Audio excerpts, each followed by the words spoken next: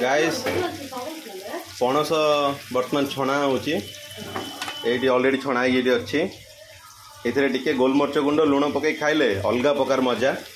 Chicken pakora fail या पाखे chicken pakora ठू यहाँ 100 गुण नु 1000 गुण बेटर।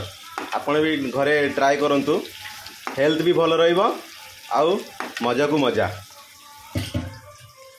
ये प्लेट रे थुआ है बर्तमान खाई सारे ऑलरेडी आउ 3टा पीस अच्छी याकू टिके आउरी सीधा जाऊँगी पार्टी को।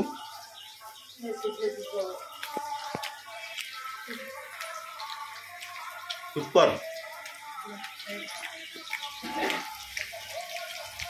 तरकारी छणा हो बट मो सेमती खाली पेटे खाई दूची। चिकेन पकोड़ा पूरा फेल है पाखे कश्मीरी लाल मिर्च चाउल चुना रे लुण पड़ला हलदी पड़ला से पणस गुड़ा ए गुड़े छणा हम तापर खिया हम।